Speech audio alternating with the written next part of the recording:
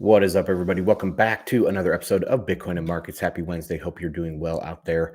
Today is going to be a fun one. So, lots of things are kind of unraveling out there in the geopolitical arena. We're going to talk about China, we're going to talk about Greenland, and we're going to listen to Marty Bent educate us on the bond market and where he sees Bitcoin, how he sees Bitcoin getting to $1 million. So, that's what's on the agenda for today. Let me share my screen and we will jump into it. First and foremost, of course, we have to go to bitcoinandmarkets.com. That's my website. Let me refresh this.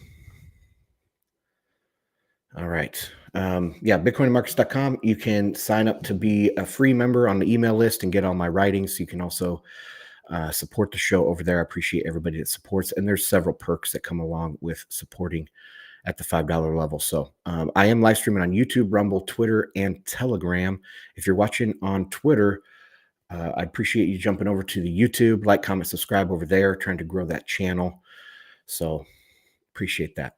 All right. Where do we go first? Let's go to this one. And this is just a thread unroll from the Kobasi letter. And I saw this morning, and it's surreal. I went on a long rant before we went live on Telegram. We do a pregame show over there for every live stream. But it's just surreal to see people coming to the same conclusion about China that I came to 4 or 5 years back. I was one of the first people to debunk the Thucydides trap from Graham Allison, going back probably 4 years. Talked about it at length, ad nauseum on FedWatch. And now people are starting to realize this. Of course, the Chinese bond yields crashing is a big part of this. Let me look that up real fast. Share the screen. So here is the bond yield, the 10-year, and we'll hide this. So you can see these candles are actually red. If we go to hollow candles, you can see that. So these candles are red. That means that, during each trading day, it sells off. And then overnight, maybe the government or somebody else kind of buys it back up a little bit, then it sells off, then it goes up, then it sells off. It's pretty much one direction every single day, which is pretty crazy to think about. It continues to drop. If we go to let's go to the 1 year, CN0 1 year. Okay, that has come back a little bit. CN02. That has come back just a little bit today, but nothing significant. If we zoom out, you can just see what the big deal is. 2024, it's been all down, and it's really started accelerating here in the last little while. But anyway, this is the world coming to the same realization that I came to about 4 years ago, and we can get a little bit of play-by-play from this tweet thread. So let's go with this. This has never happened in recent history. In a sudden collapse, 30-year interest rates are now lower in China than Japan. So you remember China was famous for zero or negative interest rates for a long time. They bought half of their stock market. They bought half of their government bond issuance, and they still could not get off zero. And now all of a sudden the tables have turned. Japan's 30-year rates are above China's 30-year rates. China's economy is currently being described as a deflationary spiral, as seen in Japan in the 1990s. What does this mean? Let us explain. Here's a chart of these 30-year bond yields. So we can see China is coming down and Japan is going up. If you would have asked somebody this 5 or 10 years ago, this would have been an impossibility. And it is happening right now. So as China cuts interest rates, Japan is raising interest rates. Not even the 2008 financial crisis saw Japanese yields rise above Chinese yields. China is now facing Japanification of its economy. And I've used that term. You can go back on my Twitter and see I've talked about China's choice here. They either have Japanification or to be like North Koreanization. And that would be going back into authoritarianism and communism hardcore, which is almost the path that they are taking. Okay. They're kind of taking a little bit of a middle path between Japan and North Korea right now. But I think that's going to slide more and more into the North Korea path. And so China is basically over as a rival or main competitor. It'll take a long time for them to go from $18 trillion GDP down to Japan, where Japan is roughly, I think, like 4.5 trillion or something like that. That's going to take a while, but that's the future. I think Japan will be higher than China, say in the next 40 years. That will probably happen. Okay, let's continue with this. So investors in China's $11 trillion government bond market have never been so pessimistic about the world's second largest economy. That's a good line. So pessimistic. What's happening when they're pessimistic? When the Chinese investor is pessimistic, what do yields do? Yields fall. And that's the exact right way to think about it. All right. One thing I've been saying is one reason why the 10-year and the long bond in the United States is going up is because of optimism. So the exact opposite of what that line right there implies about China. So people are optimistic. The Fed cut rates. So supposed to be easing monetary policy. Trump got elected. He's seen as positive. And then the last thing was all the stimulus from China.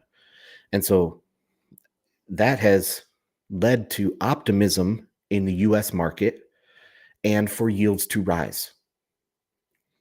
China here is pessimistic, and so yields are falling. So I love that line. As a result, we are now seeing the largest gap in US Chinese bond yields in history. China's $11 trillion bond market is flashing warning signs. China has had 6 straight quarters of deflation for the first time since 1999. Population dynamics are shifting, and the real estate collapse is worse than 2008. So bringing in the demographics, another thing I talk about with China is, for one, we don't know how many people are in China. They say it's 1.4 billion, but there have been very detailed analysis to try to have an outside look at what the population numbers are, and none of them get to 1.4. I think the highest that I've seen using alternative methods is like 1.2 billion. So we don't know how many died in COVID. We don't know any of that stuff. There are some estimates from like Russian scientists, I guess, that they were studying the salt consumption, and they estimated under 1 billion people in China. So we don't know how many people there are in China, but we also have, on top of that, we have horrible demographics. Most of the urban areas in China are below 1, like 0.8. Shanghai, I think, is like below that, is like 0.5. So the Chinese demographics are absolutely atrocious. Their population is currently shrinking, and it will continue to shrink for the foreseeable future. And anytime you talk about demographics and stuff, if you don't have a rising population, you can't. Let me put it this way: to specialize into a modern economy, you need to have a growing population. So think about some new field that was new 20 years ago. I don't know, fracking or something. And there was only one specialty. It was fracking was the entire specialty. Now you have, inside of fracking, you have lots of little specialties, right? Maybe you could have water management. You could have drill management. I don't know. You could have sleeve management or whatever technology that they're using, that they have specialty for that. Now, So to get more specialization in your economy, you need to have more workers actually, right? So you need to have a growing population. And if you have a shrinking population, almost by definition, you have a shrinking of specialization. You have inverse network effects. That's what's so bad about a population collapse like this. Let's continue. This is similar to what Japan saw in the 1990s. 25 years later, and Japan has still not recovered from this, and they won't really recover. They will do a better job probably than China. Their demographics are falling. Their population is shrinking, but it's not shrinking as fast as China. China is shrinking much faster. Population dynamics are one of China's largest similarities to Japan in the 1990s. In 2025, the proportion of Chinese over retirement age will be 39% of the total population. And right now, today, they are already older on average than Americans. Um, I think there's something like, I want to say they're about 41 average age, and the US is like 39. So they're older than the United States. 45% of people will be age 65 or older, up from 13% in 2010. This is due to the one-child policy. It's also due to other things. Um, it's not just the one-child policy. And the one-child policy isn't what a lot of people think. If you were in the rural areas, you could have more than one. It wasn't all that strict because, I mean, if you were a city person in the middle class, yeah, it was probably one child, but it wasn't just that. And since they've reversed one child and started to recommend people to have more children, it's just gotten worse.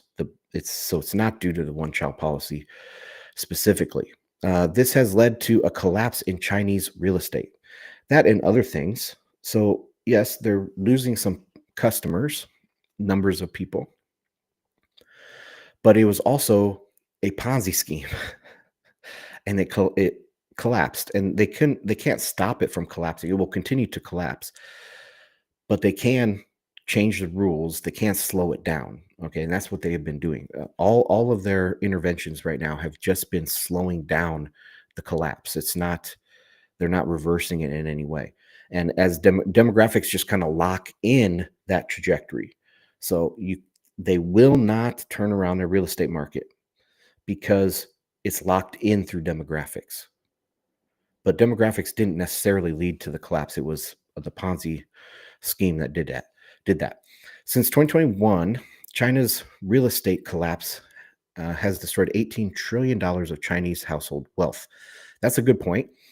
So 70% of their household wealth was in their real estate, and it's collapsed. And so how do you boost consumer spending if you're destroying their wealth, their household wealth? So now they're more dependent on international trade right when we are going into an era of deglobalization. All right.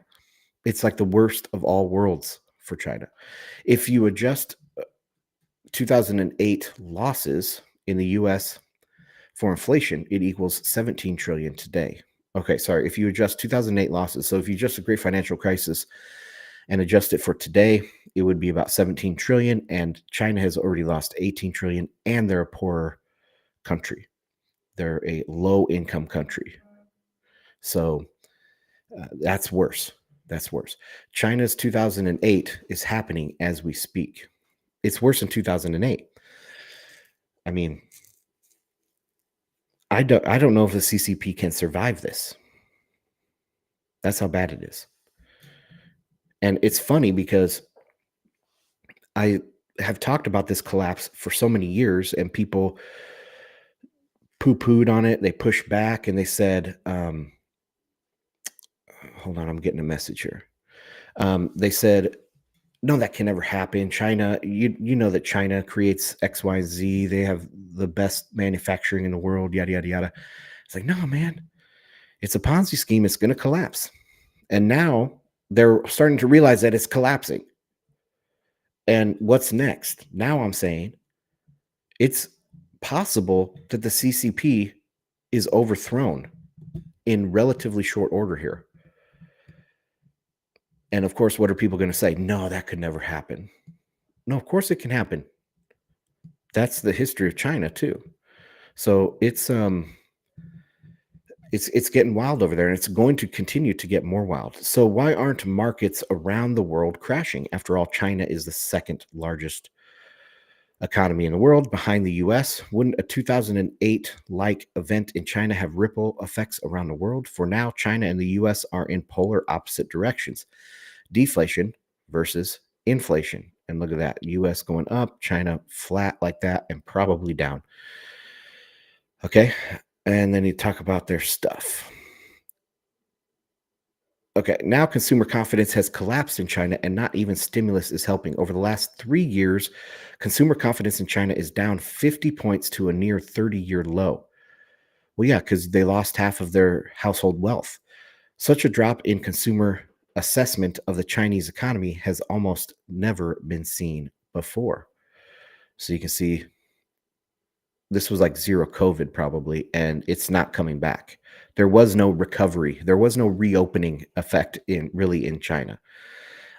They have been consumer confidence has been in the toilet ever since they lost their household wealth, basically, and there's no coming back from this. So one of the things that they're trying to do, and this has been in a lot of Chinese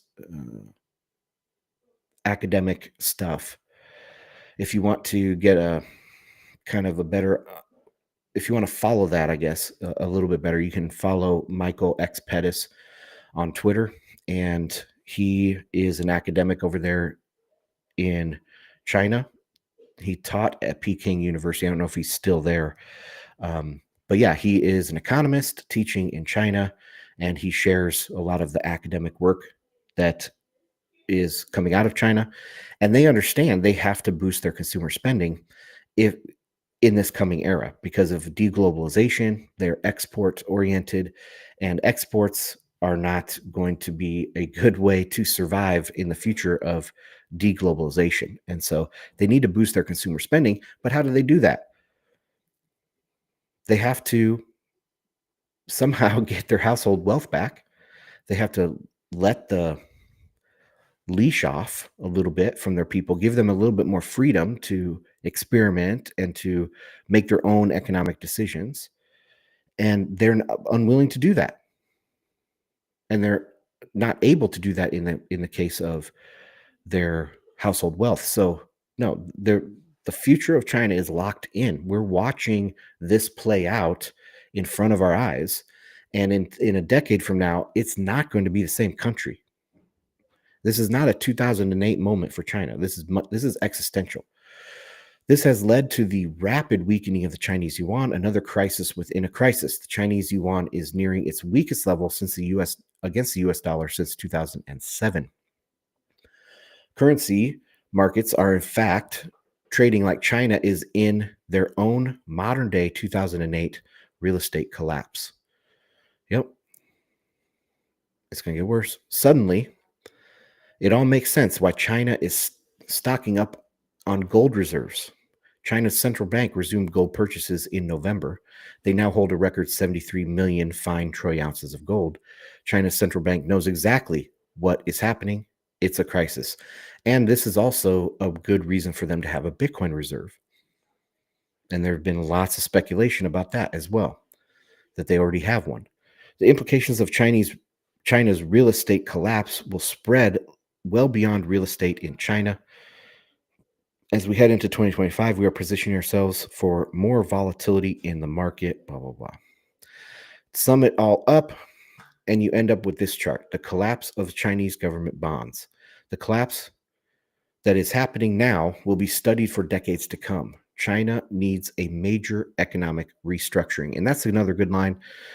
I put it as their economic model is dead. Export oriented bulk exports like steel and things like that. Like they've already lost some of the fine manufacturing. So it's cheaper to have excuse me, to have your final, assembly done, say, in Vietnam instead of China. They're not even a low cost provider of those things anymore. basically they're doing major bulk manufacturing and to export to the rest of the world. Now, if they don't export it, some people might say, oh, if you don't export it, that just means they can use it to build their own roads and they can use it to build their own buildings. And okay, that is not like you don't create demand by bringing supply online. You overproduce. It's called malinvestment.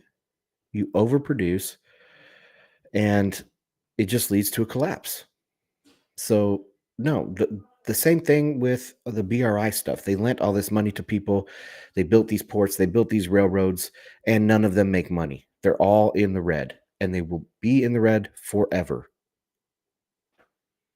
So why do you spend $1 billion to build something that, is only worth $10 million? It doesn't make any sense. So no, they can't just build their way out of this. They have to completely change their economic model, which again, they're unable and unwilling to do both of those things. That only leads one direction for China in the future. Okay, so that was that. Um, Again, Kobasi letter. You can follow them on Twitter. Let me check any comments here. BTCP, happy Wednesday. Back at you. Did you listen to Tom Luongo's rant on the Bitcoin Matrix podcast? No, I have not. Today I watched the Nick Bhatia interview with Marty Bent, which we will be watching here in just a second. After one more story, let me see if there's any comments here on Telegram. Not seeing any comments. Maybe they're just floating.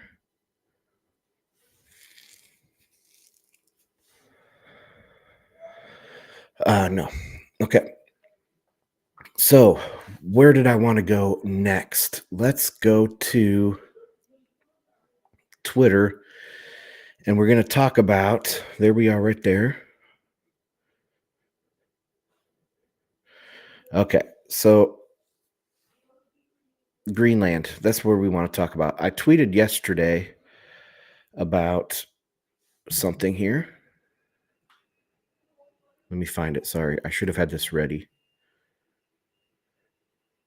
Okay, so here is this tweet from the 7th. Yeah, that was yesterday.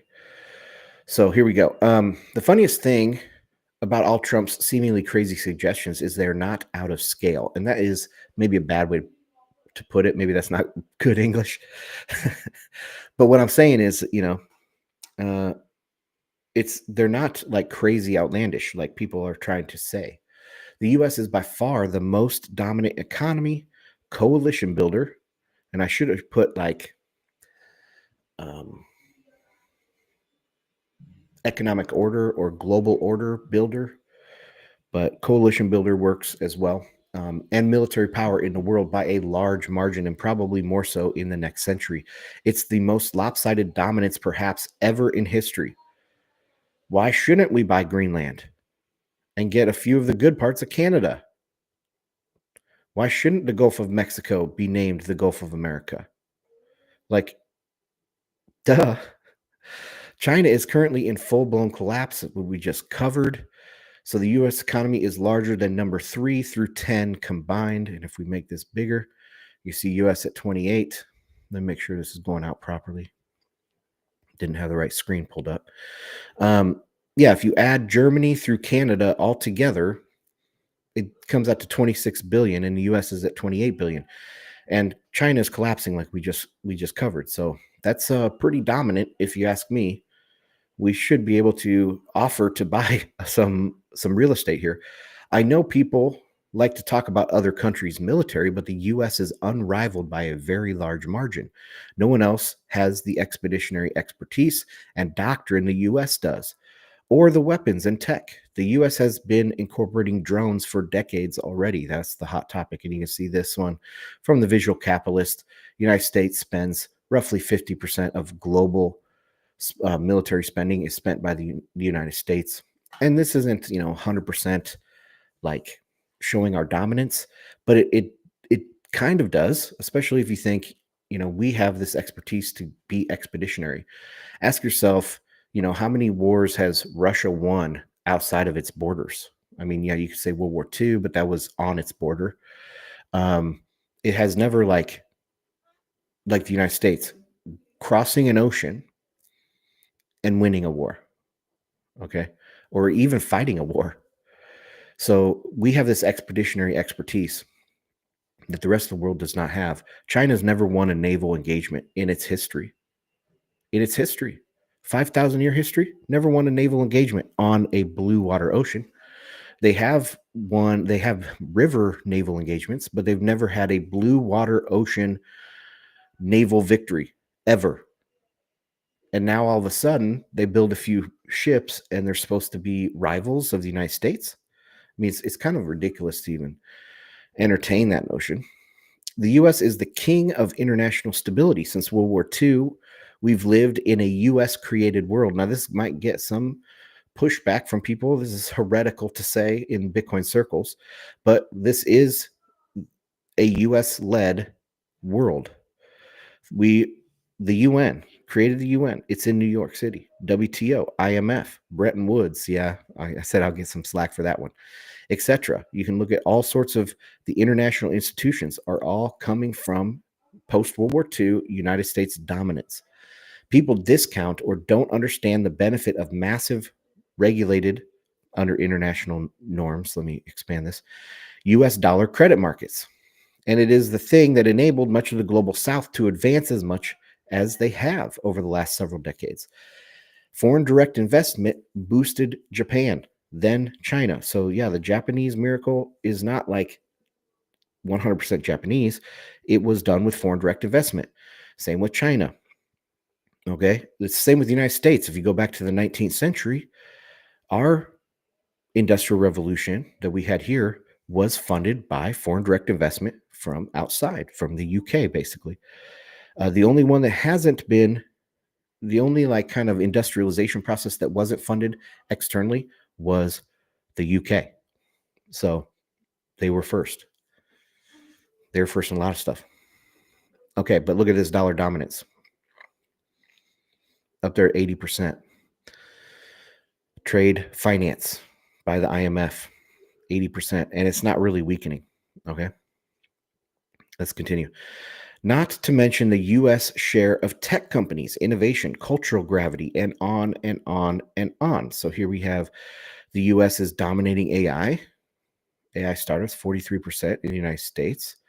And then this one, we have deep tech combined 10 categories. So that includes, I don't know, it's all sorts of different cutting edge fields of technology. And look at the US. It's up here like at 68% or something of the top 500 companies.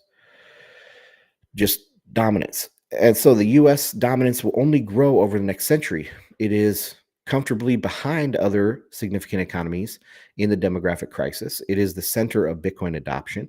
It is a relatively complete economy with the consumers every exporter needs. American populism is less destructive than European populism.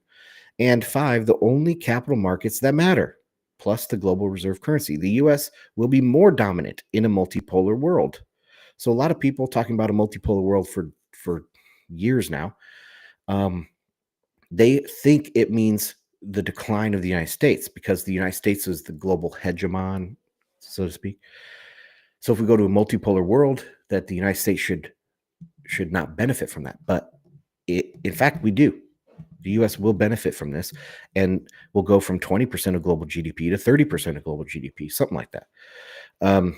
In other words, Trump's crazy ideas are not crazy at all. The US has all the leverage, all the chips with which to negotiate. You don't like the deal? Fine, the US won't trade with you. Your country is a drop in the bucket for the US economy. US populism is isolationist anyway. So that was yesterday. That was my rant yesterday. Let's go to what's happening here today. If we can get back out to my profile. So we had this one here. The EU will defend borders, says French minister. in response to Greenland's threats. Okay, these guys, the US has not threatened Greenland. The US and now all of a sudden the EU is about facing. I mean, what happened to NATO, you know? The US is NATO. This is falling apart very, very quickly. I did not see how fast this could fall apart. Um, let's see what else. Oh, and this is Canada saying, "Oh, we could take California, Washington, and Oregon." But see, so that's actually crazy because the US, the comments are on scale with global dominance. This is not. This is the exact opposite. This is insanity. That's what this is. So what else do we have here? Oh, right here. Greenland may become independent if its residents want, but it won't become a US state, says Denmark's foreign minister. Man, that really happened fast, guys. In 1 week, pretty much, this thing has rolled to, of course, Greenland can become independent if they want to, but they can't become part of the United States.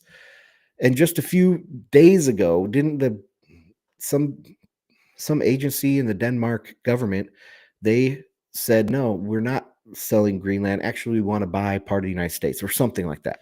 And so it went from joking about it to now actually, oh my gosh, yes, of course they can be independent. Oh my gosh, yeah, they probably will want to be part of the United States. Oh my gosh, and then the NATO breaks up and the EU is going after the United States. I mean, it's crazy how fast this is falling apart. So if we go back into my content, back into years and into my thesis, my macro thesis that's pretty unique out there in Bitcoin and in macro in general. The thesis is we are going from an era of globalization to an era of deglobalization because the breakdown of international trust. Now, why is international trust breaking down? Mainly for economic reasons, monetary reasons. We are at the end of a 75-year credit bubble, the end of a 75-year bubble in global trust.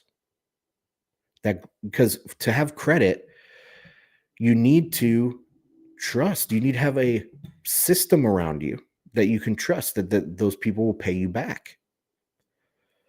And not just your neighbor. I'm talking about a Chinese pop-up company. You have to trust that they'll pay you back because of these international regulations, international norms, uh, international agreements. But if we're going to a deglobalized world where that stuff is breaking down, credit-based money, credit-based economy does not make sense anymore. It will not function. And so we need to have a new money, and that will devolve back to credit-based money. That's what we're doing here. That's what Bitcoin represents. Bitcoin represents, I mean, it is an evolution, but if you want to talk about directionality of evolution, things can go forward or backward depending on the climate, depending on the habitat that they are. You know, like say a waterborne creature can start walking on land and then go back into the ocean like dolphins. Okay. So you can have forward and backward evolution. And just for, I guess, convenience sake, we can call that devolving. And so the money is going to devolve back to commodity based money, away from credit based money because of this overarching system that we have that's falling apart and collapsing. And I've been talking about this for years and years. It's speeding up and it's becoming in our faces right now. I would not be surprised with 2025 being a crazy, crazy year. Very crazy. Like the CCP might not exist at the end of 2025 or be in power. That kind of crazy. And I remember just was several couple years ago, maybe I was like, most people don't my age in their early 40s and younger, it's hard for us to understand borders changing because we've lived in this world that's relatively static, especially since 1991. Okay. Since 1991, the world has been very, very static for borders. There's just been very few changes here and there. Maybe over there in I'm trying to think, like Burma, Myanmar stuff. There, some of those borders might have changed. We had South Sudan; those borders changed. There's some borders in Yugoslavia. Obviously, they changed, but nothing major. These were just all kind of very localized changes. People cannot understand, at least my age and younger, cannot understand massive border changes. And that's what we're going to live through the next couple decades, where borders across the map change. Maybe you should buy some stock in some map makers, because the map makers are going to change like crazy. Okay, that is that. Let me check comments. Let me go to the website to hold this. Let's see if there's any comments. If you guys are watching on Twitter, jump over to YouTube and Rumble, put your comments there. Appreciate that. You can also comment on Twitter, I think. I'm not sure if you reply to the video or how you exactly do that. Let me check and see if there's any comments on Telegram. Not seeing any. All right. So let's go to Nick Bhatia on TFTC with Marty Bent. And Nick Bhatia, man, I like this guy so much. He's brilliant. He's absolutely brilliant. I really do think that. He also was one of the earliest people when I started podcasting back in 2016 during the scaling debate. He was one of the first people to actually like comment on my things and give me encouragement. And then he was like a part of, on the email list and stuff for a long time. And right there at the beginning. And so, yeah, I think he's great. And every once in a while, we'll run across each other. Like I'll tweet something or I'll see him tweeting something. I'm like, I just wrote a piece about that yesterday. How, because we kind of had a similar view on what's going on here in the world. And you will get a taste of that in this episode as well. But he explains the bond market brilliantly. He explains Bitcoin's use in the credit markets brilliantly.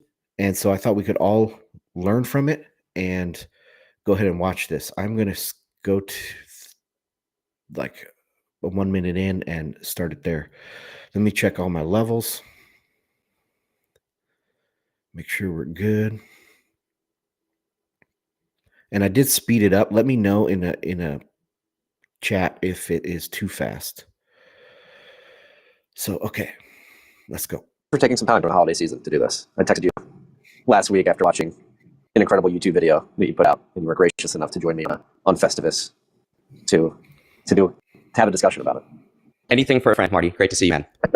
Great to see you too. And also, congrats on the new book launch, The Bitcoin Age, #1 on Amazon, and Money in Economics.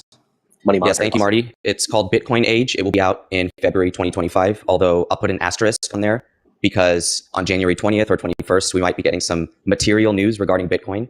And so I am keeping that asterisk there in case I have to write a few extra pages, which to be honest, I am planning to do so. So we'll see. So you're bullish on the strategic Bitcoin reserve? I am. My position on it has evolved a little bit, but I am. And I would say now that it is my base case. I'm over 50% mentally, on that one. So we'll see. Maybe let's start there. The video that I watched you reached out about has to do with MicroStrategy, their utilization of the convertible debt market, and how the repo market is affecting inflows into Bitcoin. But before we get to that, how profound would a strategic Bitcoin reserve by the U.S. government be in your mind? It would be very profound. It would be probably the largest news event in Bitcoin's history from the government perspective. Obviously, we have other events in Bitcoin's history that probably matter more for the growth of the network. But, thinking about long-term adoption and the hesitancy of so many people around the world, both in the United States and outside, to say, I'm not going to buy Bitcoin, I'm not going to use it, because I think one day the US government will ban it, make it illegal. The biggest misunderstanding, I believe, in the outside world is that Bitcoin challenges the dollar to the point where it threatens to kill it. But it's not a full picture.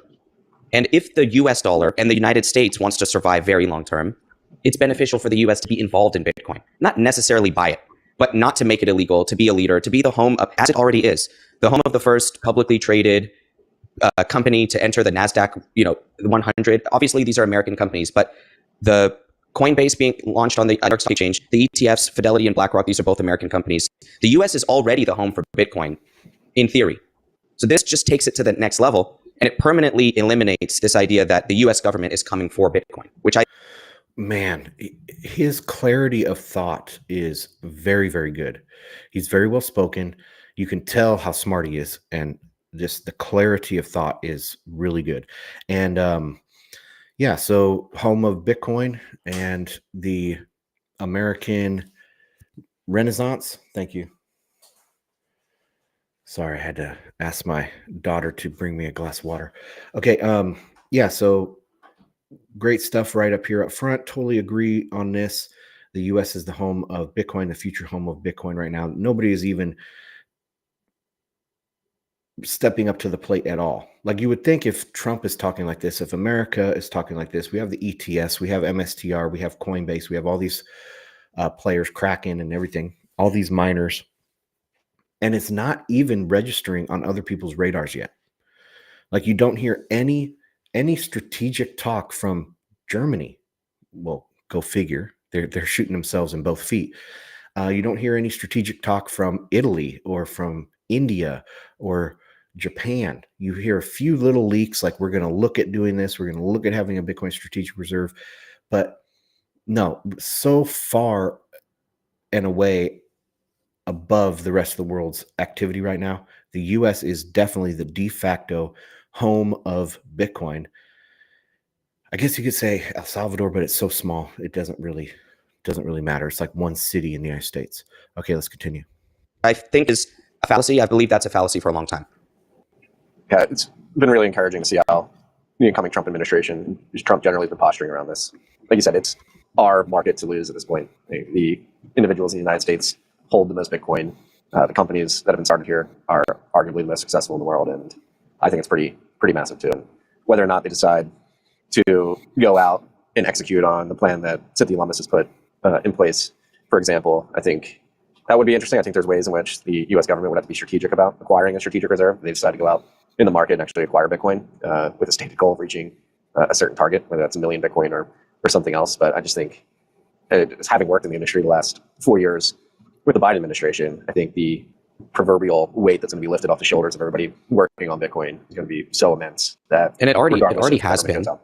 It already has been. You feel that there's an energy in the industry. But I want to express my low IQ take on why I believe the SBR is going to happen.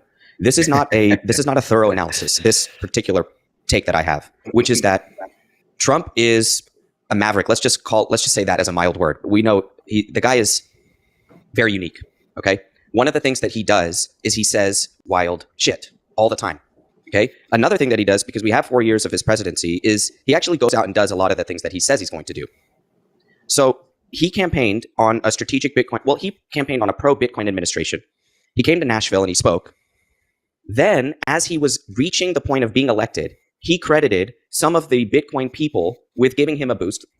We don't have to say we gave him the biggest boost or the smallest boost. Give me 1 second. My amazing wife is bringing me coffee. Hey, just like what happened to me with my daughter, bringing me water. And then he campaigned on the fact that he is going to put in a strategic Bitcoin reserve toward the end. Then he got elected with winning the popular vote and winning 7 out of 7 swing states. Then he says, I'm going to do something very good for the Bitcoin people after he got elected. So my low take is that he got elected on a Bitcoin agenda. And then once he got elected, he said he was going to do it. So I believe he is going to do it. That's the whole take. He has shown that we had Steve Myron on. He just got announced as the... It's funny. He says that's low IQ take, but no, there is so much built into that. So much knowledge behind how these things work, behind the game theory of it, an intuition and a sense from years of study and knowledge gathering. That's where Nick is coming from.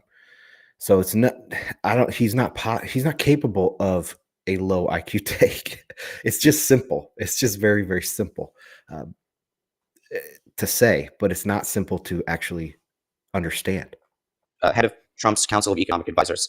And we asked him what is Trump going to be doing on Bitcoin? And he said it's part of his recipe for the success of the country. He has determined, or his people, his sons, his advisors have determined that Bitcoin is a part of making America great again. He's decided it. His whole team agrees with him. So they are going to do something for Bitcoin. Now, do I think that they should, or do I think they will purchase 1 million extra Bitcoin? I don't know. And I don't have the strongest take on that they should be buying. But should they be strategically embracing Bitcoin, keeping it in the treasury, and having pro-Bitcoin policies? Undisputedly, yes. And they will make executive action, I believe, in the first few days to progress toward that. I don't know if they're going to buy Bitcoin. And I just think it's too early to say. What a balanced take. What a super balanced take, man. Yes, and we kind of have, come to that conclusion on this live stream or on this show going back a couple weeks, responding to Nick Carter and others that Nick is trying to overcomplicate things, and he was trying to confuse things by adding in Lummis's bill to an strategic reserve just in general. But no, it's the bet on Polymarket is for a strategic reserve. It's not for the Lummis bill. And so, yeah, I think the odds are very, very high that he does make a Bitcoin strategic reserve. But Nick lays it out in cold, hard, simple logic, and I thought that was great. Well, over the weekend, there was Nick Carter put out a piece explaining why he doesn't think the strategic Bitcoin reserve is advantageous for the United States, particularly if it wants to maintain dollar dominance in the U.S. Curious if you read that, your thoughts on that, and whether or not Bitcoin could actually help the Treasury in this debt situation that we've. Yeah, that's a good question. No, I didn't read Nick's piece. And here's what I'll say. Bitcoin, from the United States perspective, does not threaten the dollar today. I see Bitcoin today advancing the dollar. So I'm a price guy, as you know. I'm watching the chart since Trump has been elected. The dollar has gone straight up. Bitcoin has gone straight up. That's all the information I need, Marty. Like, I don't try to overcomplicate game theorying 10 years into the future. I'll let other people do that. I'm looking at the United States putting in policies going forward over the next few years that bring capital to the United States of America. Hence the dollar. Well, he is kind of game theorying. He is he's using his background and knowledge to take the current information and play it forward. Right? So he is game theorying it out. It's just to him it's simple, but it's not simple to everybody. But I do agree 100% with that. Bitcoin is good for the dollar. They are not competitors. When Powell came out the other day and he said Bitcoin is not a competitor to the dollar, it's a competitor to gold, that is exactly right. I don't know if he meant to be right in the way he's right, but he was exactly right. The Bitcoin can, dollars or pounds or yuan, whatever, they're measurements. So in the past, you would say a dollar of what? Okay, a dollar of gold or silver. That's what it was. It was actually a measurement of gold or silver. Now it's a dollar of debt. It's a dollar of nothing, really. And so, no, Bitcoin does not compete against the dollar. It buoys the dollar. And the first person to back their currency, the first major economy to back their currency with Bitcoin, at least at the end of the gold standard in 1971, it was only 40%.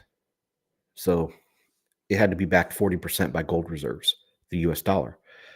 We could do something minimal, 5%, 10%, something like that, and move on from there. Maybe it gets higher as we go through the years or whatever, but we could start there. And that would be very positive for the dollar. That would not be negative in any way. Nobody would look at that and say, like Nick Carter said, oh, they're doing this because there's a danger of the US dollar collapsing, so they're backing it with Bitcoin. No, that's not the reason. That's not what people would see. People would see that this is 5% backed versus 0 for everybody else. At least there's something, right? So that's how they would see it. And I think Nick and I are in agreement with that. The euro is crumbling. The Canadian dollar is crumbling. The Aussie dollar is crumbling. The Chinese yuan is pushing up against, and by up, I mean dollar strength. Chinese yuan pair is pushing up against its all-time highs, meaning the all-time weakest level of the Chinese yuan. Yep. So if you look at other currencies, they are performing very poorly versus the dollar in the MAGA era, which we're only 6 weeks into now. So I see the dollar continuing to attract capital from other places around the world. 100%. That strengthens the dollar. Then I see Americans purchasing Bitcoin, starting Bitcoin companies, and that will attract what? More capital to the United States and strengthen the dollar. So in the short to medium term, I see the dollar and Bitcoin performing very well together. Very well. Now, if the US wants to prevent Bitcoin adoption to protect the US dollar reserve currency over the long term, I think that's short-sighted because somebody else is going to win. Yep. And if someone else is going to win the capital flight and attract Bitcoin to their country, the US dollar will fall because of capital flight. Prices are all about flow. That is the only thing that drives price. Flow can be described as liquidity. It can be described as credit creation. All these things that we're going to talk about today. Flow is the only thing that matters. So if you put good policies in the United States, money will flow here. And one of those good policies can be pro-Bitcoin policy, in which money still flows here.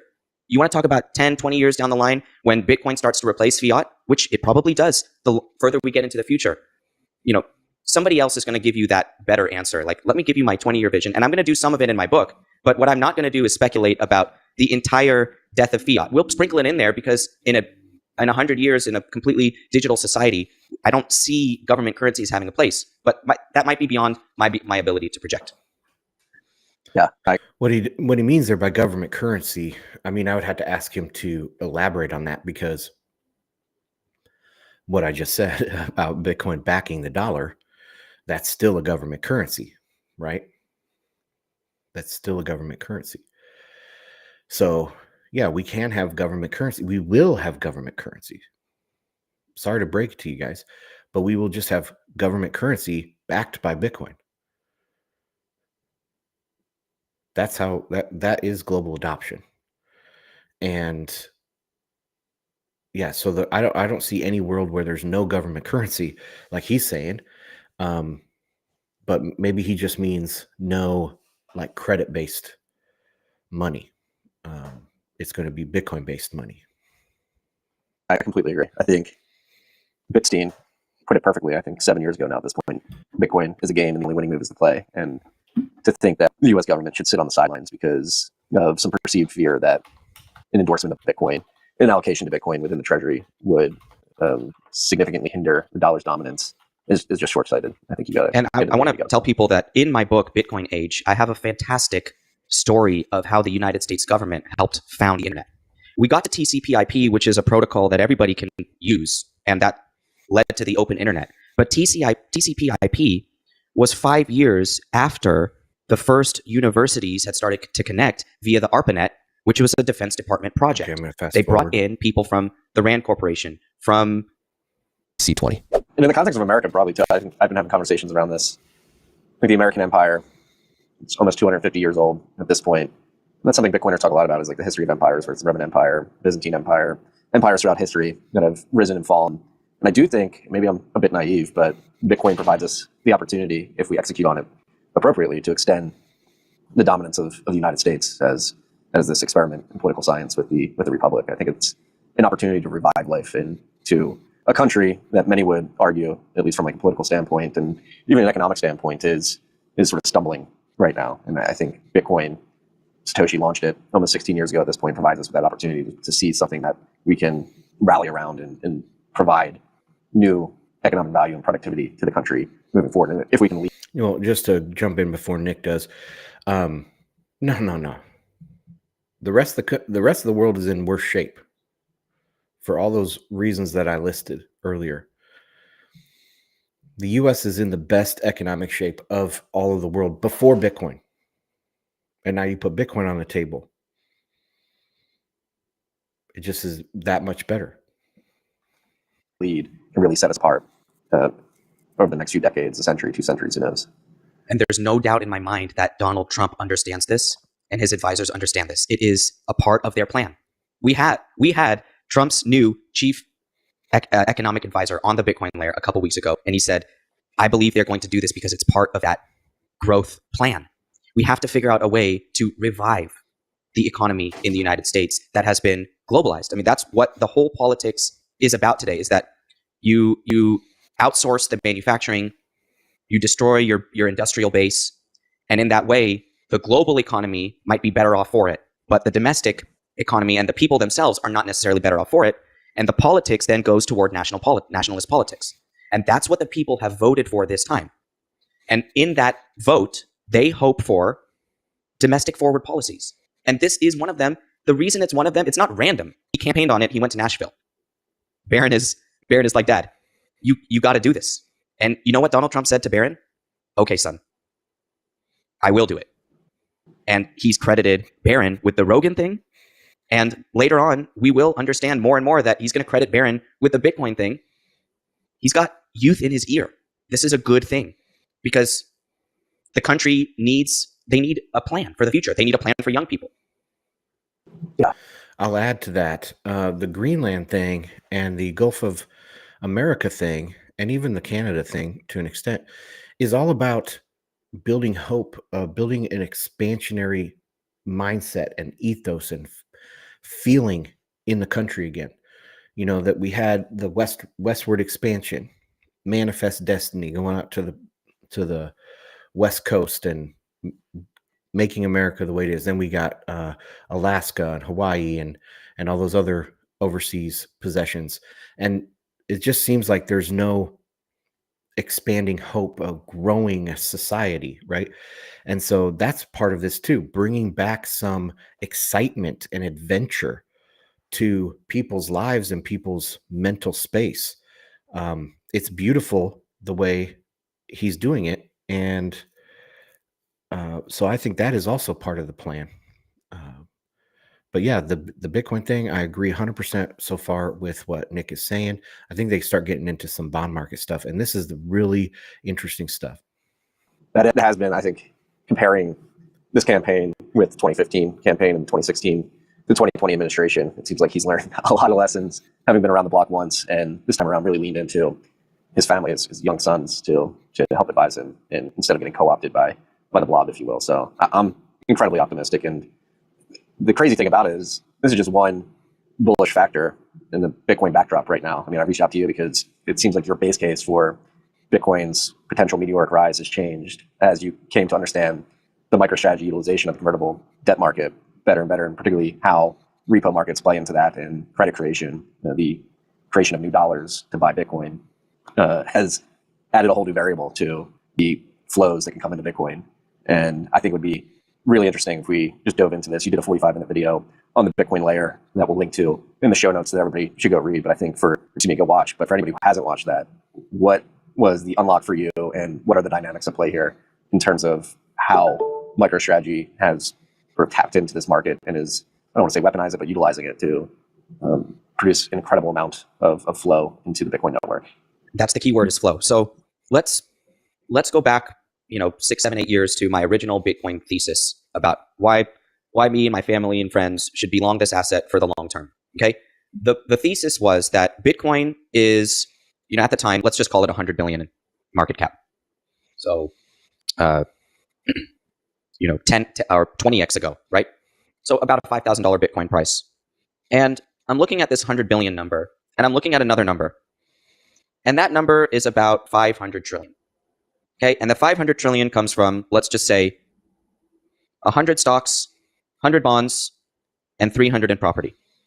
Okay. So that's a very crude initial assessment of like this one pile of wealth, 500 trillion, existing wealth, by the way, existing assets. Not all of it monetized, because the 300 trillion in property, a lot of that has never changed hands, in theory, stayed within families for centuries. So we got about 500 trillion in assets, and we got this $100 billion digital gold asset. And gold at the time was about 10 trillion. It's closer to 20 trillion now, inflation. And so I'm thinking about 100 billion Bitcoin and 10 trillion gold. And I'm thinking Bitcoin can easily get to $500,000 per Bitcoin and 10 trillion market cap, because it's better than gold. We know this. I mean, that's not a new thesis.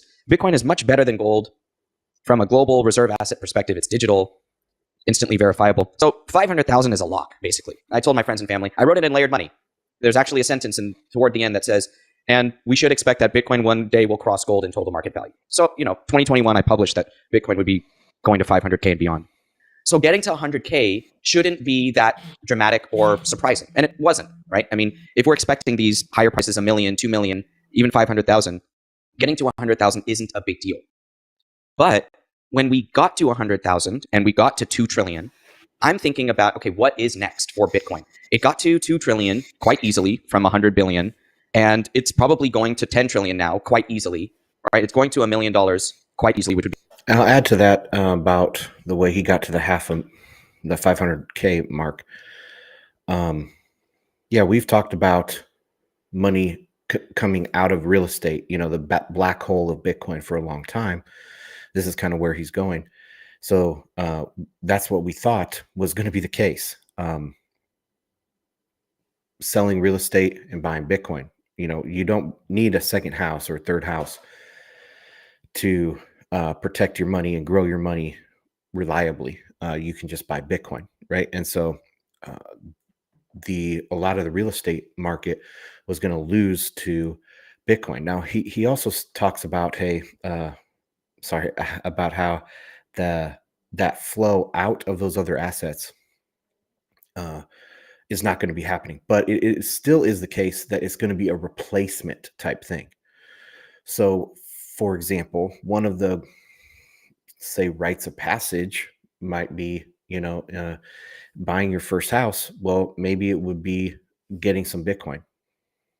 When you turn 18, you start saving your paychecks in Bitcoin, you start hodling some Bitcoin. And so there's going to be a replacement of other assets. And maybe real estate's a bad example, but you could say the stock market or something. So instead of these new people coming up, these new players, they're turning 18 or graduating college or whatever the case is, they're starting to work. Instead of investing in stocks, they'll be investing in Bitcoin. So there will be a replacement of the flow into those other things into Bitcoin. So that will happen, but it might not come out of the other assets and into Bitcoin because of what he's about to explain here. Be about 20 trillion or 21 trillion, because that's only 10x away, right? 5 to 10x away. Bitcoin does 5 to 10x every few years anyway. So we're already there. We're bumping up against 1 million at 100K. But the thought exercise came in that, okay, how do we get there now? How do we get to 1 million? What's going to drive it? Is it the 500 trillion rotation? Where people sell stocks and they sell bonds and they sell their apartment buildings and then they buy Bitcoin? Or is something else happening? And I realized that something else was happening. That Michael Saylor is not selling assets to buy Bitcoin. Not only is he not selling assets to buy Bitcoin, his investors that are buying his convertible bonds are not necessarily selling other assets to buy those bonds. How? Because if you're a bond investor, and I worked at 2 bond shops, one of them had about 4 billion under management, the other had over 100 billion under management. At the 100 billion firm, I personally was responsible for the execution trading of about 20 billion of those securities. So we had a lot of treasuries, and those were all in my book. I didn't make all the decisions. I made some of them, but I was in charge of trading. So I had to know everything about the market. As I was trading these bonds, some of my treasuries that were on my book, the credit guys would say, hey, sell 5-year treasuries. I need to buy this 5-year Apple bond, and I need cash. So I said, okay. So I sell my treasuries. He buys the Apple bond, and in a couple days, the money comes in from my sale, and it goes out to Apple, basically. And Apple gets the money. And where did it come from? It came from an existing pile of money in which I own US treasuries. But what if I shouted back to Rob, hey, Rob, I don't have any 5s. You're just going to have to buy it. I'll sell treasury futures on the other side so you don't take on double duration, right? Because each bond has duration risk. So I'll sell treasury futures. You buy the Apple bond. You don't have risk. But then Rob says, well, how am I going to finance it? Where's the money? And I tell Rob, call Morgan Stanley and ask them to finance your bond. So he calls Morgan Stanley, and Morgan Stanley says, we'll lend you 80% of the money or 70% of the money at SOFR plus 50 basis points. And Rob looks at the screen and he says, okay, done. So now Morgan Stanley has just created 70% of the new purchase from thin air. Now, where does Morgan Stanley get the money? Well, Morgan Stanley repo desk underwrites that collateralized loan because they've taken the MicroStrategy bond as collateral. They've issued money. Where do they get the money?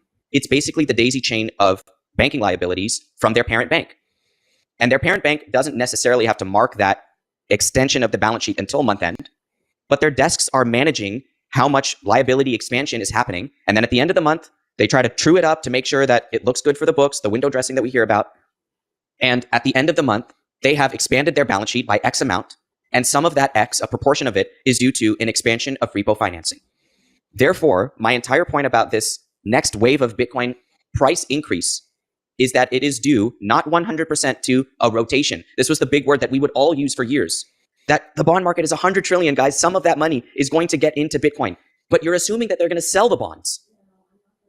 But that's not how these bond managers do things. Yes, they sell some bonds to buy new bonds, but bond funds finance positions with repo. They borrow money to buy new bonds, and that's how they leverage. So they're over 100. So this is extremely poignant for my last live stream where I talked about Luke Gromen, and I reacted to Luke Gromen and his saying that all of these banks and all these countries they're going to have to sell U.S. Treasuries to get dollars, so that's his mechanism and why the interest rates are going to continue to go higher, because they're going to be dumping all of these treasuries to get the cash. And my main point there was, no, they don't do that. They don't sell their treasuries to get cash. They go in the repo market and they get cash. They use the treasuries as collateral to fund the cash needs that they have. They're not going to be selling things. And when that is the case, if that's the way they get money, you can see if a increase in demand for dollars will manifest as an increase in demand for collateral, because that's how they get the dollars, is they get collateral to go in the repo market and get cash. That's why yields drop in these crises and dollar shortages. It's not the other way around. And this is exactly what Nick is saying here. So these guys are printing money. This is how the system prints money. The system does not print money through the Federal Reserve and through QE creating bank reserves. Okay, that's not how the system prints money today. It doesn't print money through fiscal deficits either, because that money is borrowed from somewhere. Okay, money is printed in the process of making a loan, in this credit expansion process that he's talking about here, right? And it's opaque. We can't count it. I don't know if he's already said it or if he's going to say it here in a couple minutes, but we don't know how much that is. That's why they don't count. They don't target money supply anymore. The Federal Reserve used to target M1. That didn't work because they said, well, that's not how the market is actually working. So let's create M2. And then they tried to target M2, actual money supply. And that wasn't working either. It wasn't representing what was going on with the economy. And so they created M3.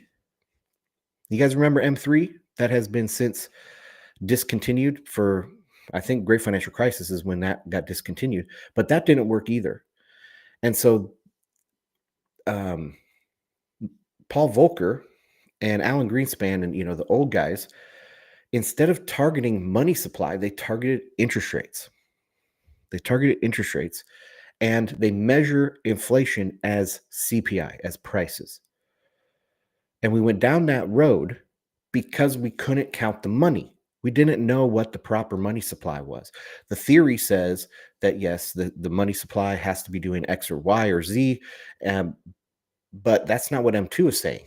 That's not what M3 was saying. It's something different. So maybe we have to create a new M. And that's what Jeff Schneider has said when I asked him on FedWatch many years ago. He's like, yeah, we should be on M15, because they have to keep trying to keep up with the evolution of the credit system and financialization and all that stuff to be able to try to count the money. Now, there has been some efforts to do it, but nothing like official or legit. And so that's why they target interest rates instead of the money supply, because we don't know what the money supply is. Nick Bhatia is also here describing endogenous money that's created through the banking system and not through the Federal Reserve and fiscal spending. So very interesting. I think he had his light bulb moment for MSTR around the same time I did. So I wrote a piece for Forbes going back a couple months, and the light bulb just went on. Like, oh my gosh, they're printing money to buy Bitcoin. And yeah, I remember on Telegram and stuff, I was just super bullish for those couple days. And I think this is the same energy I'm getting from Nick Bhatia on this. So it pretty much clicked about the same time, I think, for both of us there. And it's pretty incredible. But I love the insight into how the bond market works and how these trading desks work. So let's continue. 100% in their AUM is, and if you have 150% long bonds, that means you have a negative 50% roll. It's a financing roll. It's a borrow. The 50% over 100 comes from the borrow. And that borrow doesn't come from somebody else's borrow. It comes from credit extension. Go back to your basics on how a bank extends a loan.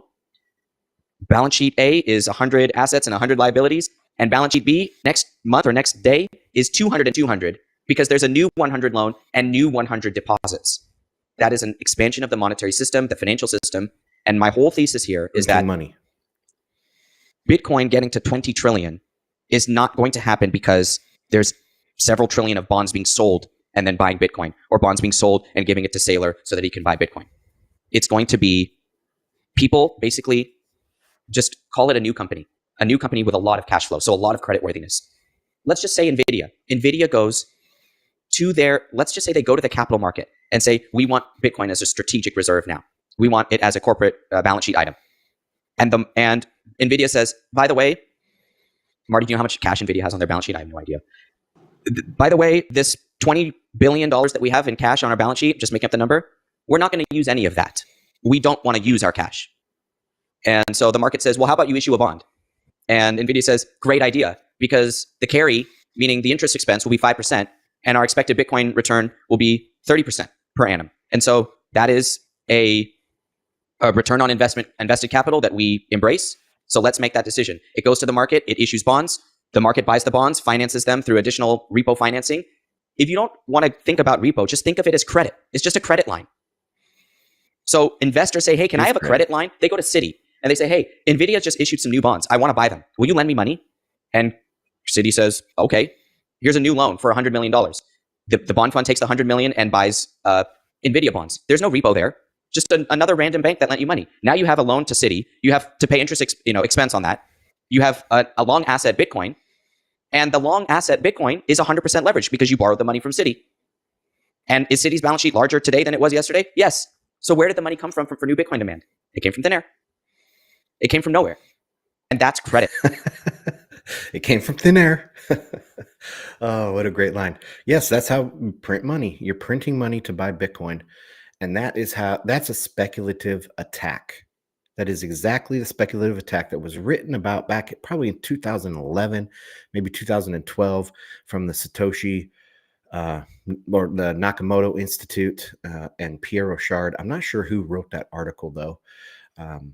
But yeah, it's very old idea in Bitcoin, a speculative attack where you borrow dollars to buy Bitcoin.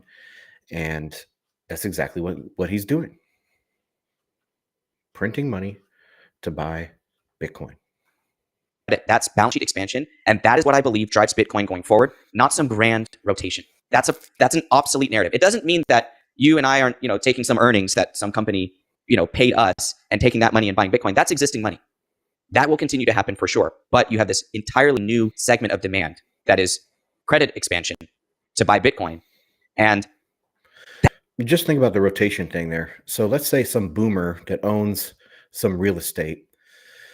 Are they going to sell the real estate and take a bet in their mind, a bet on Bitcoin? Probably not. But guess what? The person that's going to buy that real estate from the boomer, the younger person, the millennial or whatever, they're not going to buy the real estate. They're going to buy Bitcoin. So it's not a rotation out of an asset. It is actually a replacement of an asset. And how long will that take? So if that is the case, we have these credit markets, right, that are going to be pumping Bitcoin, and we have this replacement effect of Bitcoin.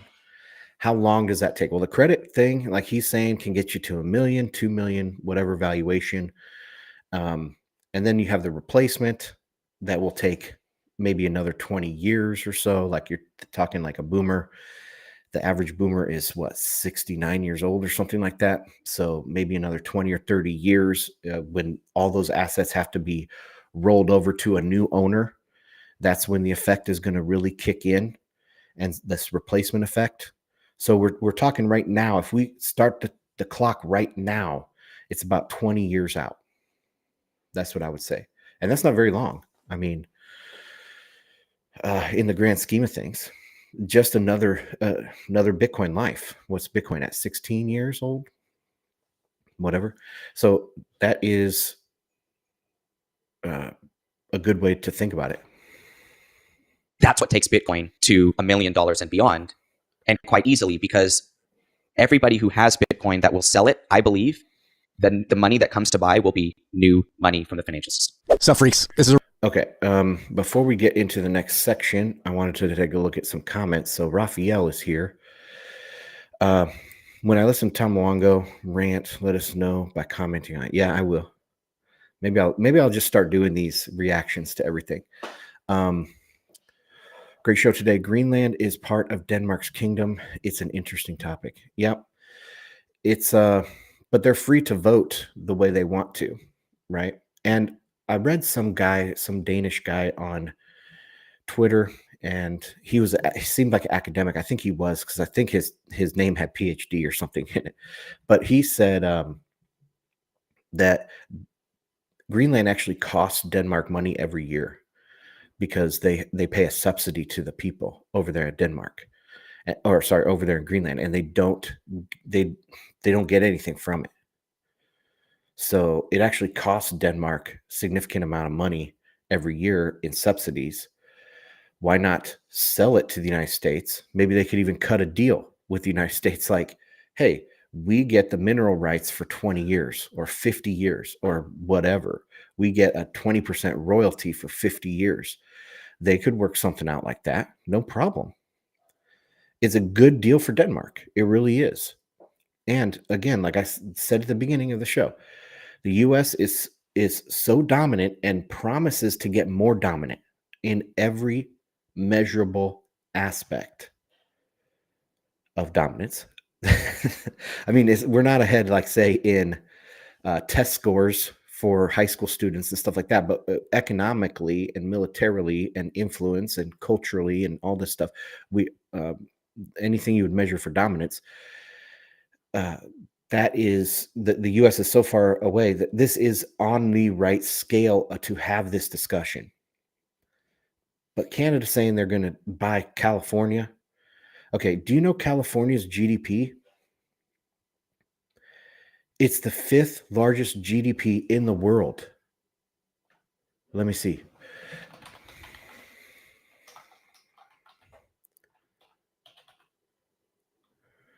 If California was a country,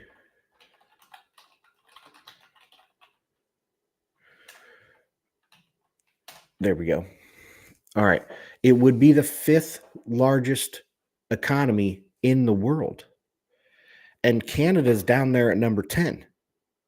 So Canada's response to this was, we are going to buy a country that has double our GDP, or we're going to buy a state that has double our GDP. That's not the right scale to have that conversation on.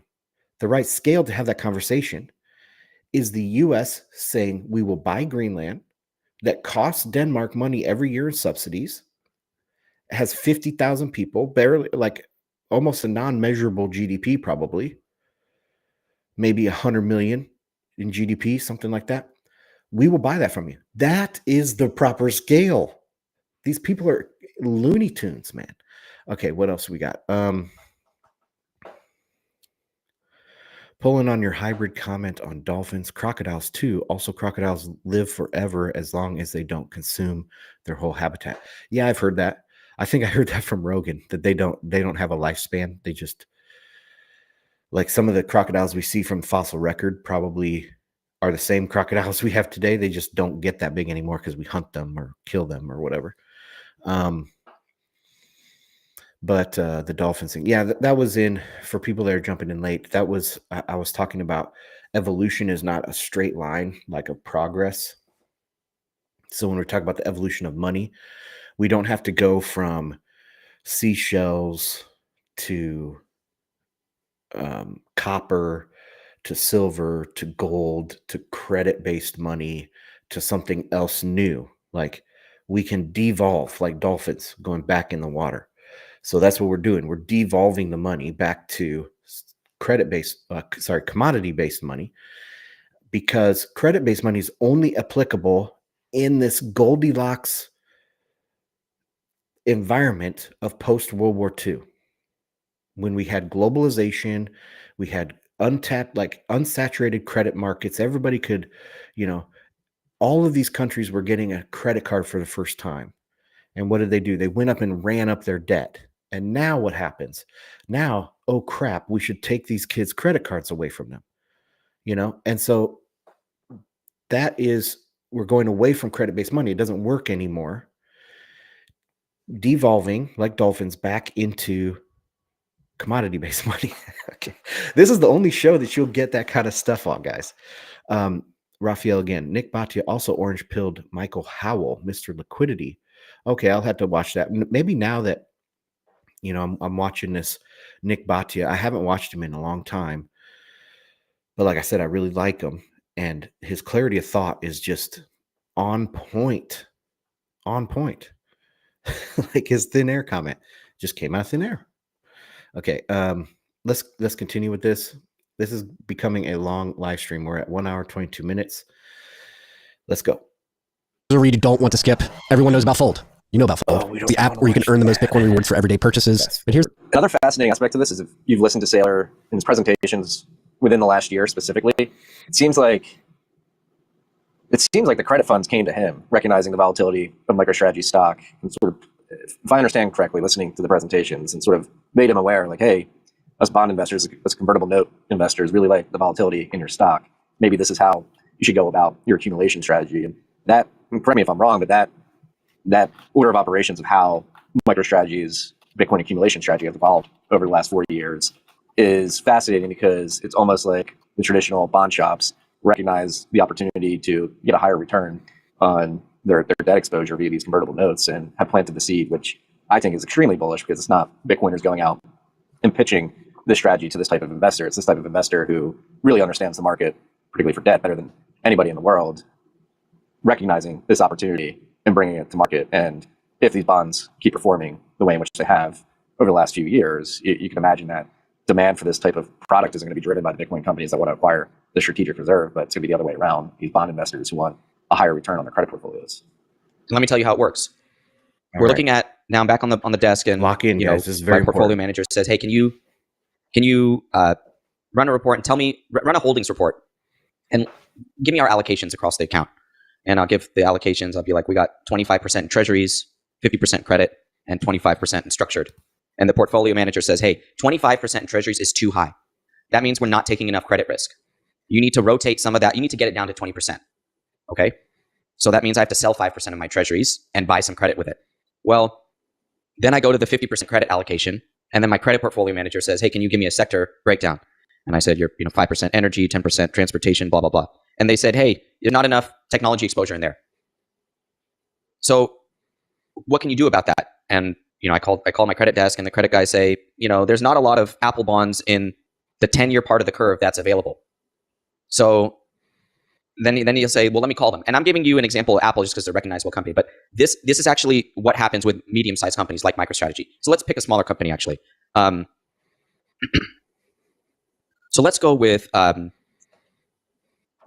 smaller company that is, or let's go with Broadcom. Broadcom is a company that just crossed 1 trillion in market cap. So it's an enormous company. Broadcom is a chip manufacturer. Broadcom is a big tapper of the debt market. They come and they borrow these huge amounts of money from the debt market. So if I'm lacking technology exposure, and we look at the line items and I'm lacking some Broadcom tickers in my portfolio, my credit guy will actually call Barclays, who he knows runs the deals for Broadcom. And he'll say, hey, Barclays, get Broadcom to do an issuance and make sure that they issue a 5-year, a 7-year, and a 10-year, because we want all three of those tenors, because we need credit spread duration across the portfolio. We have too much concentrated in 5. We need a little bit 5, 7, and 10. So my credit guy calls Barclays. Barclays calls the CFO of Broadcom and says the market is ready. Well, actually, Barclays starts calling. They call PIMCO. They call WAMCO. They say, hey, if we brought 15 billion in Broadcom bonds, would you be a buyer? Would you be a buyer of 5s? Would you be a buyer of 7s, 10s, 20s, 30s? Would you buy 40s? They're thinking about a 40-year. PIMCO says, wave it in. We'll buy a 40. We'll buy every tenor. So Barclays calls Broadcom back and says, hey, the market is ready. We think you could come with 10 billion. You could probably hit them with 15 billion. But as long as you do it in every tenor that they want, and we'll help you structure the deal. A few days later, Broadcom comes, they issue 15 billion of bonds. Every bond manager gets called from Barclays. They put in their orders. They put in 25 billion of orders. Everybody only gets half the bonds they wanted. And Broadcom is like licking their chops because in 3 months or 6 months, they can do it all again. And so what I'm telling you is confirming what you're saying. MicroStrategy bonds have an attractive risk profile. So the bond managers are looking at the returns of their competitors that bought the early ones, and they're saying, we need to chase that. Call our dealer, tell them to call MicroStrategy, and tell them to issue. We'll take down 100% of the deal. Well, the dealer says, that's not going to be healthy for the bond issue. So we're actually going to call a lot of your competitors and see if they want in too. And they call everybody. Everyone says yes. They pencil in their orders, and it's called like a soft order. And so the dealer knows exactly how much demand is going to come. So they're not surprised when they bring the bond and the bond gets the orders, because why? They've already taken the orders. And so the bond managers driving the bus here and saying, we want those returns, is not something I saw coming. I didn't see that coming. And it doesn't mean that it actually means that I wasn't bullish enough on Bitcoin. And that's what I had been struggling with over the last few weeks, because I have always been very bullish on Bitcoin. But to realize that I wasn't, because I actually missed a fundamental that has to do with my industry in the bond market, it's been a trip. It's been something that I've embraced. And I just want to be honest and transparent with people that, hey, when I told you that Bitcoin was likely to go to $500,000 in my book in 2021, that was not bullish enough. That I could have said more. But at the time, oh man, that's awesome. That's the same exact feeling I had when the MicroStrategy stuff clicked and I realized they're printing money to buy Bitcoin. The guys on Telegram can probably attest to that. I just went through a couple days where I was uber bullish, and this exact same thing. I wasn't bullish enough. I was very bullish, but I wasn't bullish enough. And yeah, that's what's going to happen. But awesome explanation of how these bond issuances work. So the guys at the desk, they need to have a certain allocation. And you can even tie this into the idea of like defensiveness. Okay, so like one of the things that I always talk about is that when the economy is bad, right? When we're sliding into recession, or the situation is deteriorating and people start getting defensive. Okay. That's kind of like these allocation managers that he was talking about, where they say that 25% in treasuries, that's too high. You need to go lower. So that would be in a good market. Okay, that would be like if they're confident, if there's optimism out there, they're going to say, so then that's when they sell the treasuries to buy some other different bonds. Okay, but if there's a bad feeling in the economy and people are getting more and more defensive, and these allocators are getting more and more defensive, they're going to look at that 25 and be like, oh man, we need to plus that up to 30, right? And then you have to go out there and buy the bonds. So as it's deteriorating, bond yields should fall. That's what I'm trying to say. And yeah, that's a good way to explain it. It's a very opaque thing, and this is the first time that I've heard somebody speak about the actual internal workings like this. But it makes so much sense, and it aligns almost exactly with what I have been saying from an outsider perspective, where I look at macro. And he's talking about these micro things, like how it works, but it just happens to align with what I have been saying for years now. And yeah, now that Bitcoin's in there and you have somebody leading the way like Michael Saylor with billions upon billions of this stuff, it is just going to increase. It is just going to increase. And then, of course, you put in the U.S. Strategic Reserve. That makes it okay. That's what I said. So we'll say more in the next book. Hard to believe that you weren't bullish enough, considering how bullish you have been since 2021, or probably earlier. But back on this I don't want to call it a hack, but this opportunity that bond investors are taking advantage of via MicroStrategy, using NVIDIA as an example earlier. How sustainable do you think a strategy like this is moving forward? Is it specific to MicroStrategy? Will anybody have similar success? Are there different ways in which this will manifest across different companies, different sectors, different market caps? Like, I guess the simple question is, like, how long can the strategy run? And is it, as long as Bitcoin adoption continues to increase and maintain the pace that it has for the first 16 years, is this a strategy that is very sustainable moving forward? Well, I don't know. What I still believe is that Bitcoin is probably headed for another overdone price move and then correction. So that's still my base case, is that we're still going to cycle up and cycle down. And so perhaps as we get into the other side of the cycle, call it 2026, or I don't know. But then you might see a change in the way that they're issued, because flow is what matters, right? And so if interest rates get hiked, or there's some liquidity contraction and the first few bonds stop getting issued, then prices go down. Then the flow is out. Then actually people are selling the bonds, and you can't fight flow. So that's the way I'm thinking about it, is that flow will continue until something makes the flow stop, and then the price goes down, and then the flow reverses. So that's brilliant. So, okay, yeah. Let me just try to restate that. So the next cycle, so if this cycle is going to be defined, let's say the 2025 cycle, we'll look back on it. 2025, when we pass 100K for good, and we're going towards that, $500,000 to $1 million, whatever it ends up being, it will be, all of these guys are calling up these companies and saying, we want more of this debt, okay, convertible debt. But as we get towards a vertical stage in the bubble, at the parabolic move up, marginal people are going to say, whoa, that's too hot for us. We don't want your debt anymore. We're not going to continue to buy this debt. Okay, so then the flow stops, and we have a blow off top when the flow stops, and then a crash, one day crash at 10% or 20%, and then they're trying to dump the bonds, and all hell will break loose. So wow, yes, I can see that being what drives the top of this market. And if that is the case, guys, we're looking at 2017. We're not looking at 2020. Not looking at 2020 type behavior. We're looking at 2017 type behavior. That's a 20x. So if you go from the bottom, well, hold on.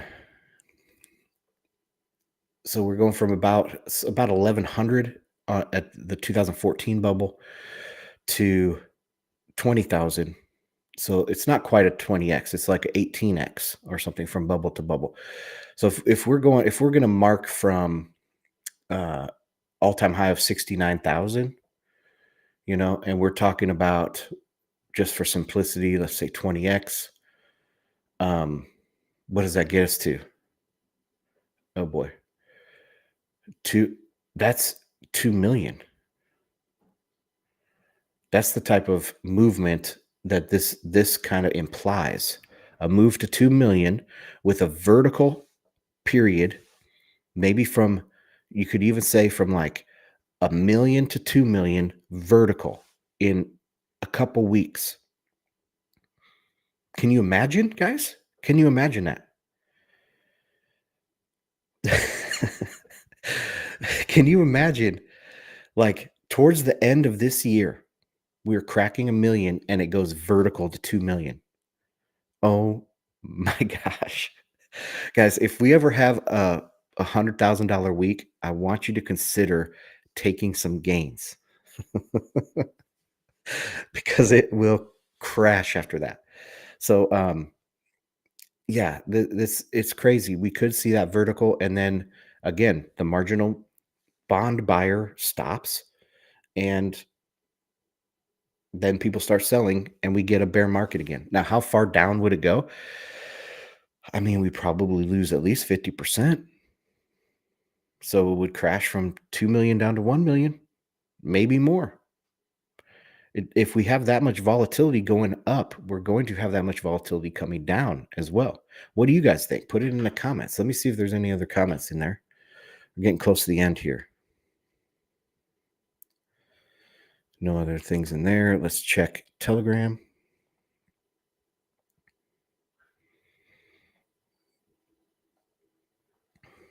A few comments. Daniel Krawitz, Pierre Richard, yeah, and Michael Bitstein. Oh, they both wrote it, you said. Okay. So, yeah, I don't know what happened to Krawitz, man. I think he was an inflationista. And that article that I wrote a couple weeks ago, which was Bitcoin, the bottom up post. Let me see if I can find that real quick. Bottom up. Yeah, this one. So bottom up adoption, because bottom up adoption is predicated. Well, so first off, Bcash and all the fork wars and scaling conflict was about bottom up adoption. But the reason why, because people that think there's going to be bottom up adoption, they are fundamentally inflationists. They think inflation is the problem. Like I say, a theory based on the inflation argument. Because inflation, who does it hurt worse? Worst, the poor, the bottom, right? And so they will buy Bitcoin to insulate themselves from inflation, because the upper class can have assets, that insulate them. But the lower class, the bottom, does not. And so they get hurt worse by inflation. So they have the most incentive to buy Bitcoin. Well, if that is your base case, if that is those are the goggles that you have on, and something threatens bottom up adoption, like the block size, you are going to campaign against the block size, or campaign to get the block size increased, because it threatens bottom up adoption, right? So anyway, that's what I think happened to Daniel Krawitz. More from AJ here. Greenland has had the right to vote on independence since like 2010 or something. Oh, interesting. I think the Greenland situation will be resolved like you say. The U.S. will get mineral rights for X years and will also commit to defending the island. This additionally gives the U.S. an excuse to have heavy military presence in the Arctic. Okay, yeah. This is Trump's MO. He goes hard, demanding more than he expects. Yeah, so what he doesn't actually want to buy Greenland, most likely. He wants something, right? He wants something else. Yeah, like you say, that's his MO.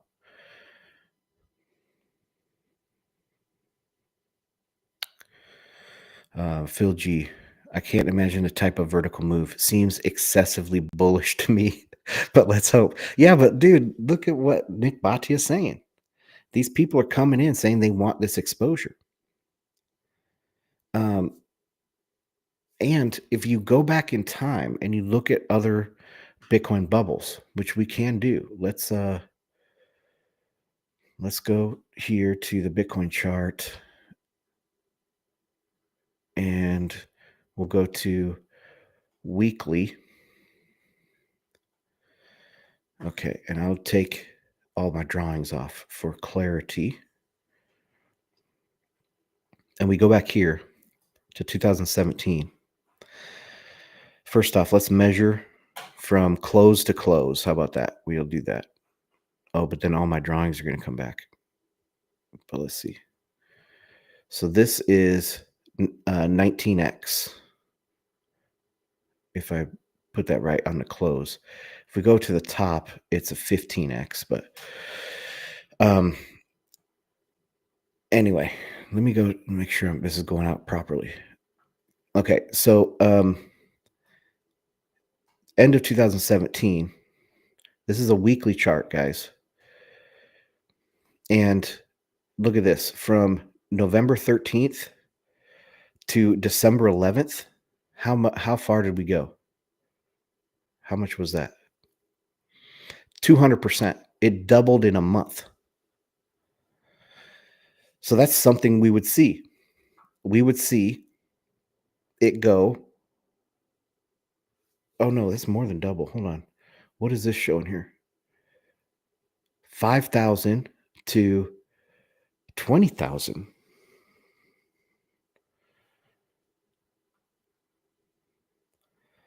So yeah, that's actually a 3x, right? It's just over 3x. Yeah, it's 225%. What am I thinking?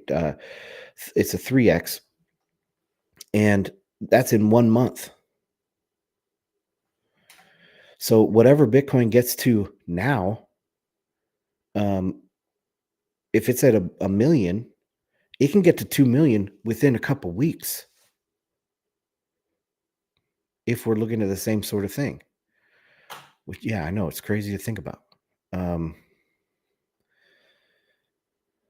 Let me see. I think there was one more comment here on Telegram.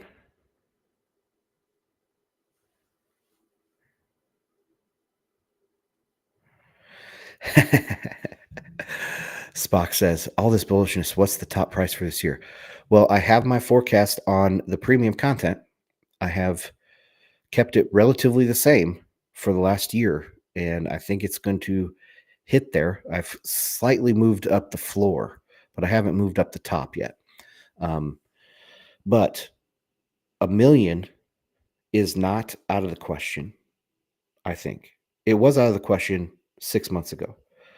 But right now, I don't think it's out of the question. Is it likely? No, I'll still put it at 10% chance, but it's possible. Yeah, my previous was like 200 to 400. That was my previous. Okay, so that's that. Let's see, do we have any more here on this video? What's he talking about?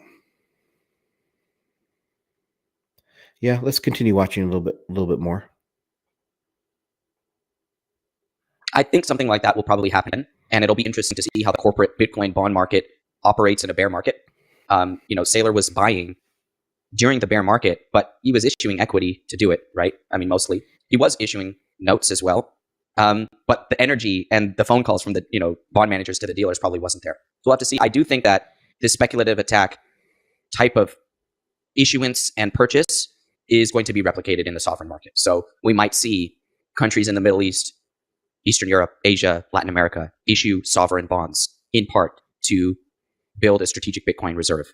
And that is something that the Trump move will, the Trump strategic Bitcoin reserve is going to trigger more strategic Bitcoin reserves. And I believe that those countries that are going to be triggered into doing this are going to say, hey, let's just tap the bond market. And nothing gets repoed more easily than a sovereign bond. Even EM bonds, they get repoed. The haircuts are expensive, the rates are expensive, but the borrow is provided because those Eurodollar banks love. So EM bonds, emerging market sovereign bonds, are for the most part issued in the Eurodollar market. It's the Eurobond market. It is a London issue. So when I would buy bonds, when I buy treasuries from Citi or from Merrill, and I get delivery of my bonds come from the DTC account of Merrill's New York desk. And I know that because I do all the, when seeing the settlements, you know what DTC account it's coming from, and you send the ticket to your ops guys, you know everything, where the money's going. When you participate in an SSA deal, which stands for Supras, Sovereigns, and Agencies, this is like when World Bank issues bonds under the IBRD ticker, or when the European Investment Bank, EIB, issues bonds, or AFDB, African Development Bank. Or what about the country of Indonesia? What about Saudi? Where do they issue their bonds? Out of the London desk. So when I have to send funds and get bonds, I have to actually check that my wire is going to London and my bonds are coming from London. So the point here is that when the EM desks, so like let's say the Goldman desk in London, when they run a bond deal and they call everyone and say, hey, are you going to participate in this Indonesian sovereign bond? what does the manager say? Yes, but you have to finance me the position or else I'm not going to do it. I don't have the cash, but I'll take it if you do good financing. And what does that mean? Repo. So the repo market is central to domestic bond issuance, international bond issuance, and specifically London Eurodollar Eurobond issuance. That repo financing is done in the Eurodollar market, so we can't even measure it. And that, by the way, is why LIBOR used to exist, is because they would need to have a rate to center their balance sheet around in the international market. So that's why they use LIBOR, L in LIBOR for London. It's a London rate. Now they use SOFR worldwide because the financial system discovered that. Anyway, we don't have to get into the death of. Well, LIBOR, London, yes, but it was an unsecured rate. That was very important. So he's talking about repo and all this stuff. And yeah, it would be, you could do, I guess, well, no, couldn't do repo that was not collateralized, because by definition, it has to be collateralized. But yeah, LIBOR was unsecured. And that's what everything was based off of, the unsecured rate. So uncollateralized. And SOFR is secured. That's the S in SOFR, secured. So that means it's collateralized. So it's a little bit different. There is no actual LIBOR product anymore at all. It's all secured. But anyway, a little bit more on that. LIBOR today. But to answer your question, sovereign debt issuance for strategic Bitcoin reserve purchases financed by the London Eurodollar repo market is something that I did not see coming. And I couldn't have seen it coming where the politics was 12 months ago in the United States. Correct, yeah. But we had the shift. I guess the shift was always there, Marty. I mean, if we think about the conversations that you and I have had over the last 4 years, we visited in Texas together, the understanding that the politics is shifting towards where it did in November, we understood that. But to still say that this is my base case, that Trump gets elected, puts in a strategic reserve, and then, random sovereigns are issuing bonds to stockpile their own Bitcoin, all getting financed in the repo market, I just didn't see it coming. There's no shame in admitting that this type of action, which could take Bitcoin to several $1 million, was not in my wheelhouse a year ago. It just wasn't. And in terms of sovereigns issuing debt to buy Bitcoin, I mean, I think it's core to many people's cases that would put forth that acquiring a strategic reserve would set off some chaos in treasury markets, because you're almost explicitly saying, I want to hold this asset in Bitcoin as a reserve asset over these government bonds, over these treasuries, would incite a collapse in confidence in treasury and government bond markets overall. And so when it comes to issuing bonds to acquire Bitcoin, this has been floated around by Luke Roman, Preston Pish, and others over the last 6 months since the fervor around Trump's campaign began to pick up and people became more confident that he would likely win the presidency again. Do you think with these bond issuances to acquire Bitcoin, there needs to be a component of the bond that actually has Bitcoin in it as well? So you raise cash for a 10-year, 30-year bond, you take 10% of it, hold it in Bitcoin within the bond structure, and then share with the Bitcoin appreciation when that bond eventually comes to term. Something like that necessary, or completely So absurd? I think that This is a great question. It makes me think of that guy. He was on CNBC, and he was some real estate dude, well polished guy coming up there, and he was like, "Yeah, we just require you to hold Bitcoin as part of this loan, so it's like secured a little bit by the Bitcoin. So you borrow a little bit more than you need, but you use that extra to buy Bitcoin to secure the loan." This is what they're kind of talking about here.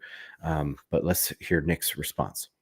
that Saylor is doing that. He's trying to get that emotion with his convertibles, give the people the upside, right? Because it's in the name. You get to convert. So then you get to participate from the common side. And that's my understanding of his converts and the upside that he's giving his investors, because he is focusing on the common shareholder. And he said that in the last few weeks. He's kind of hammered the table there, that we're focusing on the shareholder. So it would be, I think it would be a good thing for a sovereign to issue that type of debt structure. I think it would attract capital. I think it would work. But I don't think they need to at the beginning. I honestly think they could say in the prospectus, we plan to take 10% of these proceeds and put it in a strategic Bitcoin reserve.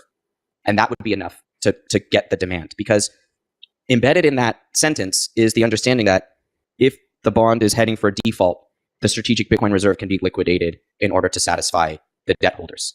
That's potentially embedded in that type of language. So from a bond desk perspective, unique structures that don't fit in with the typical operational cash flow of a semi-annual coupon paying bond it's not fun for a bond manager to get involved in that type of thing. They literally have to reinvent some of their operations to make sure that they can even account for their performance. Because if you have 10% upside on a bond, or you have 10% of the Bitcoin, your holdings, let's try this again. Let's say you own a bond and 10% of that bond has a variable price due to a Bitcoin component. Your entire risk system isn't set up to model that security.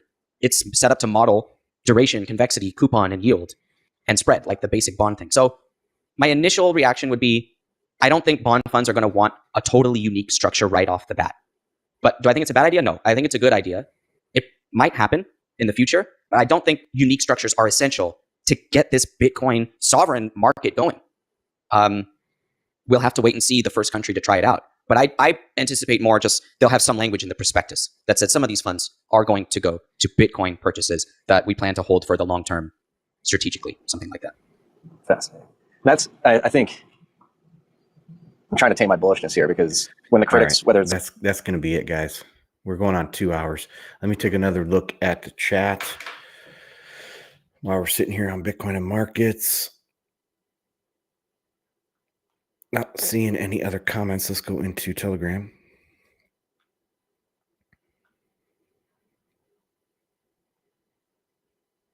Nothing else. All right, guys. I've been going for almost 2 hours. Nice long live stream here today. Thanks for joining me. The whole kind of theme of today was an unraveling of the geopolitical order with China. We talked about China first, and we talked about the Greenland thing, America's dominance. And then that rolled into talking about reacting or watching Nick Bhatia, learning from him about the bond market and everything, and discussing everything about the strategic reserve and Bitcoin being used in repo and all that. So great episode today. I want to thank you guys for hanging out with me. I do live stream here usually 3 times a week, Monday, Wednesday, Friday. Make sure you like, comment, and subscribe. Appreciate that. Check out bitcoinandmarkets.com, and I'll see you guys on the next one. Bye.